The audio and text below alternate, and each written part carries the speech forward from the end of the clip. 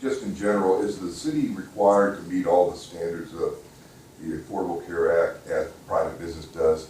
And specifically, were you required to notify all your employees this by October 1st and have them, there's a big disclosure and you had to, big massive amount of work to have one of the employees sign or acknowledge a receipt of what Obamacare means? Is the city under the same requirements as the private businesses? I think so, Dave. I talked to our HR manager, Vita Mendez, and they're about to do some sort of a mass distribution in the early part of next week on what Obamacare means. As I mentioned, they'll be offering the exchanges to people who want them. I can't imagine many people would rather opt out of our insurance, and since it's paid for by the city, and go to something else that they would have to pay for out of their own pocket. But yes, the short answer to your question is yes. Because that requirement was that you had to notify all your employees by October 1st. Yes. Yeah. Okay. Yeah, and my understanding is that's going to happen. Any other questions, comments, suggestions? Chuck Kruger. When did the splash pad park off of pavement? I know that it was taken off the table because the actual cost would have been to go far beyond the budgeted amount. What happened to that? Obviously, there was X amount of dollars budgeted for that. Is it tabled? Is it something we might see next spring, or is it gone? I think it's not gone. It's, I guess, in suspended animation. I'm thinking, in talking to Bill Tanner, who's now in charge of our capital projects, I'm thinking that sometime this fall this will be revived. We were waiting for a distribution from another agency, a community development block grant, that's going to provide most of the funding for that. We're also looking at the possibility of a skate park as well. I think this is something that will probably be coming before council in the coming weeks, sometime this fall. But my understanding is that I think council, of course, would have to approve the expenditure. But my understanding is that there may be sufficient funds to do one, if not both, of those projects. So it's not gone away. It's still on our radar, and with luck, we'll have something available for the kids for the next season, next summer. Yes, ma'am.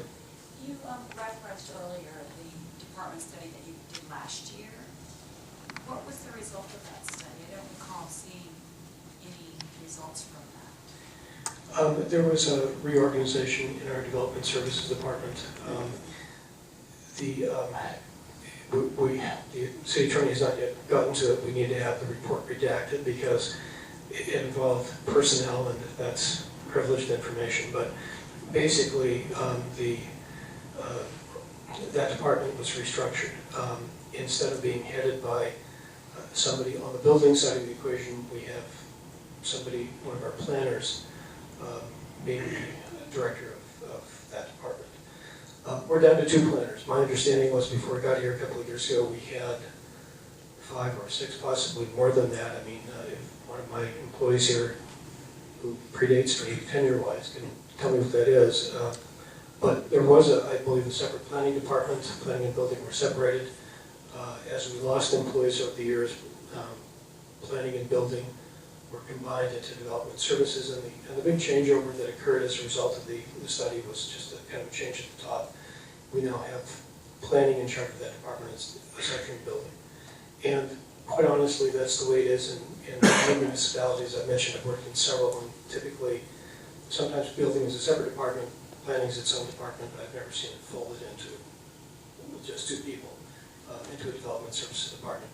We still don't have more than 2 people, and one of the planners we have is tied up with the Virgin River Habitat Plan, and the funding that we're receiving from that position is actually coming from the federal government. I suspect as the economy improves and as there is more development, there may be a need at some point to add to that department, but we're not there yet. And that's something we're evaluating is going on. The one thing I can tell you is that permit activity has picked up in development services. A number of we're seeing a lot more activity from some of the developers in town. One that comes to mind is Pulte. They seem to be doing a lot of building out in Sun City. And other developers are keeping pretty busy too. My understanding is that the inventory of foreclosures and short sales is diminished. And like I said, new homes are selling and resales are pretty healthy too. In terms of an impact, revenue into our government, into the municipal government, that we have not seen yet. We're still a bit thin revenue-wise. Questions, comments, suggestions? Andrew? Out of curiosity, since you are still in negotiations, I know originally the special attorney that was hired to be handling these was figured at very few hours. How many hours did you have in the budget? Well, at this point, I think we're up around $30,000. That was my fault. An incredible oversight because I was basing my assessment on other places I've worked where negotiations were over within a day or so at a different time. The last time I was involved in negotiations was in the late 90s. I was working city manager of a city in North Florida. And those are different times. The economy was incredibly strong, and the negotiations didn't last very long time. But that was certainly my bad. Again, like I said, we're probably up around $30,000 at this point. We're not done yet. I should mention one thing, or we'll get to in a second. One of the concerns that we had, one of the reasons that council wanted to hire some outside counsel, because we really didn't feel we had the expertise in-house to be able to do this justice.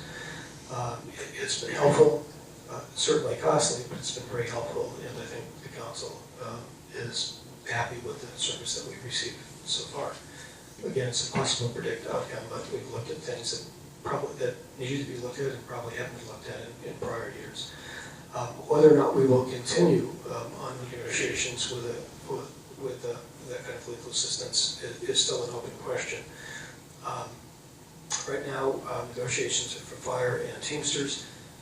Next year, the contract is with police, and I'm not sure whether we would necessarily find it to our advantage to hire an attorney, but that's still an open question at this point.